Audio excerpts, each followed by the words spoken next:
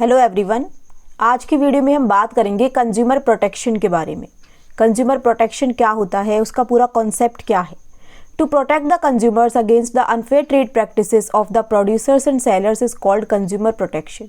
देखो, कंज्यूमर कौन है?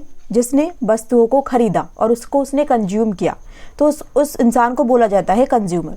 आप एक शॉप पर गए, आपने शॉप से एक मिल्क का पैकेट लिया, ठीक है, तो अब आप क्या हो? उसके लिए आप एक कंज्यूमर हो। आप एक शॉप पर गए, आपने वहाँ से एक ब्रेड का पैकेट लिया, तो आप उसको जो कंज्यूम करने वाले हो, खाने वाले हो, उसके साथ जो कुछ भी करने वाले हो, तो वो आपका एक कंजम्पशन, आप उसको करने वाले हो, इसके लिए आपने उसको परचेज किया, then you are a consumer.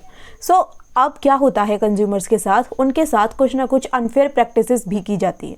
Unfair practices की जाती है, लाइक उनको क्वांटिटी कम दे देना। आपने कहा कि मुझे 1 किलो चीनी चाहिए, उन्होंने आपको 900 ग्राम चीनी दे दी।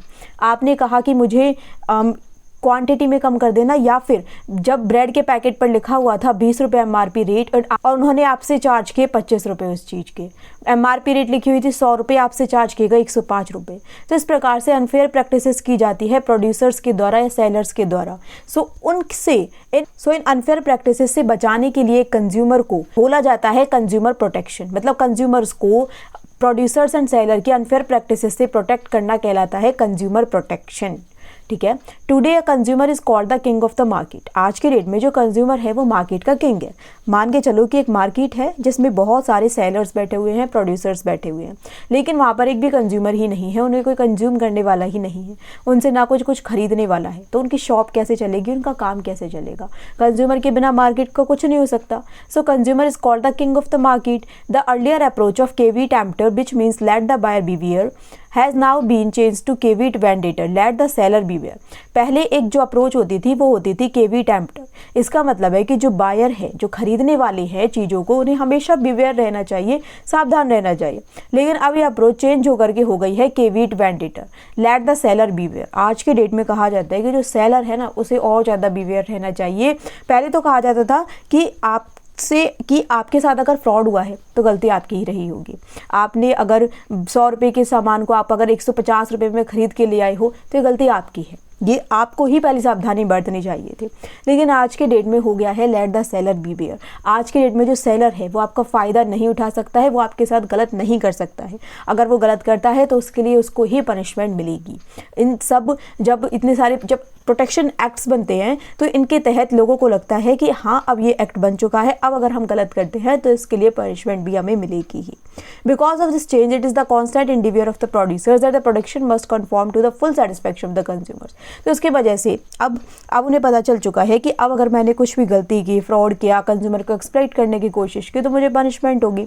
तो इसके लिए वो क्या करते हैं, वो फुल सेटिस्फैक्शन के लिए काम करने लगे हैं कंज्यूमर्स की।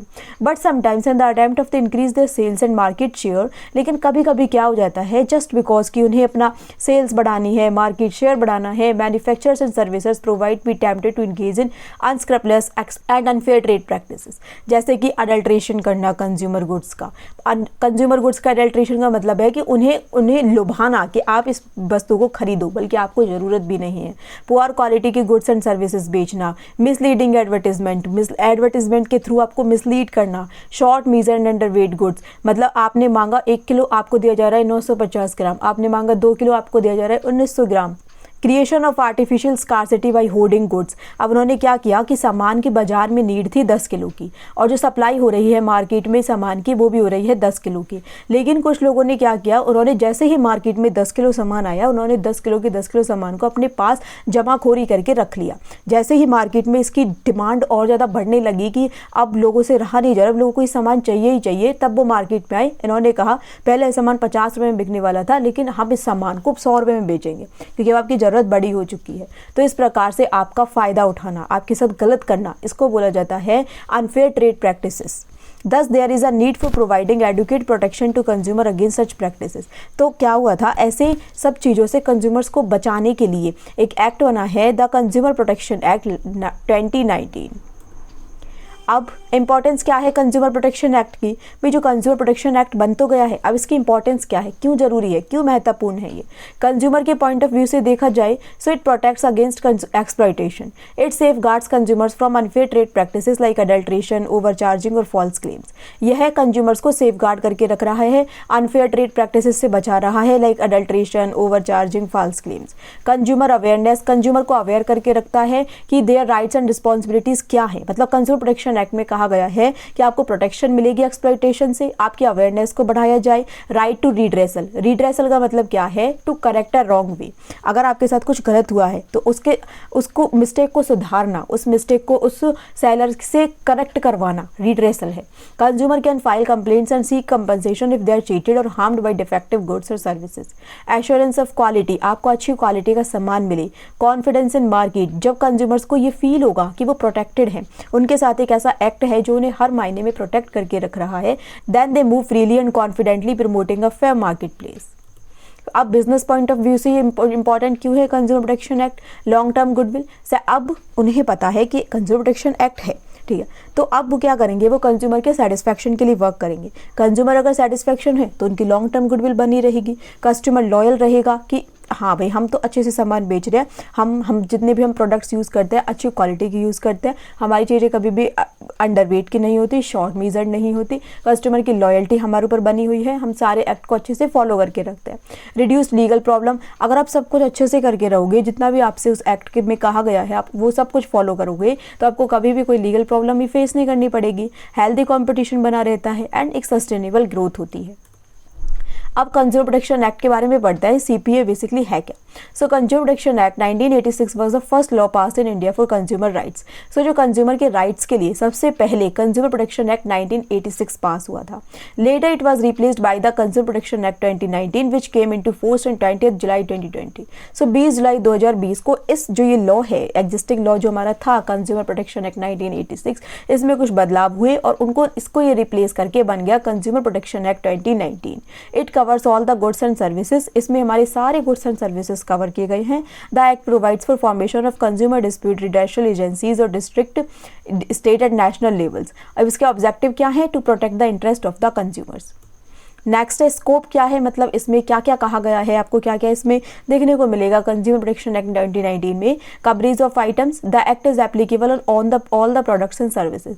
जो ये एक्ट है ये सारे प्रोडक्ट्स एंड सर्विसेज पर एप्लीकेबल है अनटिल और अनलेस एनी प्रोडक्ट और services specially divide out of the scope of this act by the central government. जब तक कि कोई ऐसी वस्तु नहीं आ जाती है बीच में जो कि सेंट्रल गवर्नमेंट कहती है कि ये वाली जो वस्तु है ये सीपीए के अंदर नहीं आती है, तो इसके लिए आप क्लेम नहीं मांग सकते हो। जैसे कि आपके एक फ्रेंड ने आपको एक गिफ्ट दिया, अब जो वो गिफ्ट था वो पुअर क्वालिटी का था, आपको वो अच्छा नहीं लगा, तो आप सीपीए का यूज़ नहीं कर सकते। अब ये नहीं कह सकते हो कि इसने मेरे को अच्छा चीज़ नहीं दी है, मैं इस चीज़ को कंज्यूम तो कर रहा हूँ लेकिन एज अ कंज्यूमर मुझे ये चीज़ पसंद नहीं है, मुझे इस पर कंज्यूमर प्रोटेक्शन एक्ट के अंदर केस करना है, तो वो पॉसिबल नहीं है because it is divide out of the scope of this act. ठीक है, क्योंकि गिफ्ट था, आपने उसकी वैल्यू को पे नहीं किया है, आपको सिर्फ एक चीज़ दी गई है, आपने उसके रिटर्न में कुछ भी पे नहीं किया है। ठीक है, it covers transactions through all modes, इसमें सारे ट्रांजेक्शंस आएंगे। ऐसा नहीं है कि आपने ऑफलाइन शॉपिंग की वो ही कवर होगा, इसमें ऑनलाइन शॉपिंग भी कवर होगी through electronic means, tele shopping, multi level marketing and direct selling. Coverage of sectors, this act is applicable to all the areas whether private, public और cooperative. ये act है, ये सारे areas पर cover होगा, ऐसा नहीं है कि पब्लिक चीज़ें इससे बच जाएंगी या कुछ इससे बच जाएगा। So private, public and cooperative. Compensatory nature of provisions, many acts have been passed for the help of consumers. Consumers enjoy the benefits of these acts, but if a consumer wishes, the Consumer Protection Act can provide extra help. अगर consumer को चाहिए कि उसे और ज़्यादा help चाहिए तो वो भी इस एक्ट से मिलेगी। As a result, the nature of provision of this act is compensating for the loss of providing extra help. Group of consumers' rights, this act provides many rights to consumer. ये जो act है ये consumers को बहुत सारे rights दे रहा है। These rights are related to safety, information, choice, representation, redressal, education, etc. Effective safeguard है ये consumer regarding defective products, dissatisfactory services, unfair trade practices. Time bound redressal है, इसका जो मेन फीचर है इस एक्ट का, that the cases are decided in limited time of period. आपको एक लिमिटेड टाइम ऑफ पीरियड मिल जाएगा कि इतने टाइम में आपका जो केस है वो सॉल्व हो जाएगा। 3 टियर ग्रीवियंसेस रिड्रेशल मशीनरी है इसमें। इसका क्या मतलब है, consumer court have been established so that the consumers can enjoy their rights. Consumer courts established हो चुके हैं ताकि कंज्यूमर्स अपने राइट्स को एंजॉय कर सके, अपने राइट्स का वो फ़ायदा उठा सके और उनके साथ एक्सप्लॉयटेशन ना हो। इसमें क्या क्या आता है, इसमें 3 टियर ग्रीवेंसेस रिड्रेशल मशीनरी आते हैं। सबसे पहले हम डिस्ट्रिक्ट लेवल पर जाकर कंप्लेंट करेंगे, स्टेट लेवल है एंड देन नेशनल लेवल है।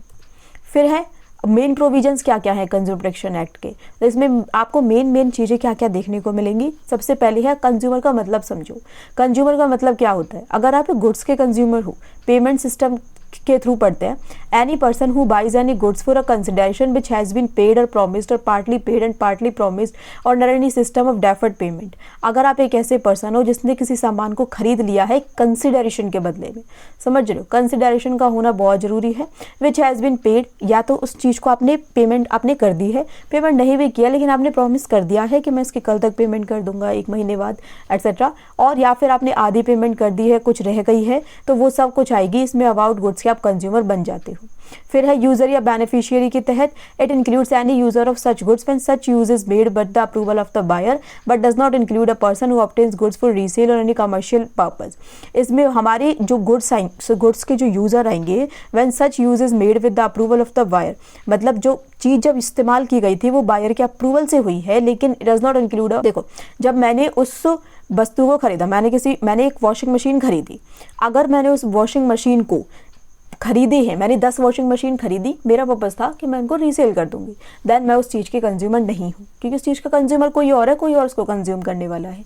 लेकिन यदि मैंने एक वॉशिंग मशीन खरीदी, उस वॉशिंग मशीन को यूज़ किया मेरी फ्रेंड ने और उसको यूज़ करने की वजह से उसको कुछ प्रॉब्लम हुई, देन वो भी उसकी यूज़र या बेनिफिशियरी कहलाएगी और वो भी इस कंज्यूमर प्रोटेक्शन एक्ट का फ़ायदा उठाएगी। ठीक है। अबाउट सर्विसेज में, एनी पर्सन हु हायर्स और avails of any service for a consideration, अगर आपने कोई सर्विस ली है उसके बदले में आपने एक कंसिडरेशन पे किया है, विच हैज़ बीन पेड और प्रोमिस्ड, मतलब आपने या तो पेमेंट कर दी है या फिर आपने प्रॉमिस कर दिया है, देन उसको बोला जाएगा under any system of deferred payment, then वो सर्विसेज का क्या है, कंज्यूमर है। अब यूजर या बेनिफिशियरी में, it includes any beneficiary of services when such services are availed with the approval of the person concerned but does not include a person who avails of such services for any commercial purpose. तो इसका भी मतलब इसकी तरह ही है, about goods की तरह same ही है, तो इसमें भी वो यूजर या बेनिफिशियरी CPA का यूज़ कर सकता है। नेक्स्ट है हु कैन फाइल कंप्लेंट। अब है कंप्लेंट कौन कौन कर सकता है, इस एक्ट के अंदर कौन कौन कंप्लेंट कर सकता है, एक कंज्यूमर, एक रजिस्टर्ड कंज्यूमर एसोसिएशन, एक या उससे ज़्यादा कंज्यूमर्स, सेंट्रल गवर्नमेंट और state government, in case a consumer is minor, अगर कंज्यूमर माइनर है तो उसके पेरेंट या legal guardian, in case of death of a consumer his legal here representatives. Against whom के अंदर कंप्लेंट भी फाइल्ड, किसके खिलाफ कंप्लेंट हो सकती है, अगर गुड्स डिफेक्टिव थे तो सेलर या मैन्युफैक्चरर के खिलाफ।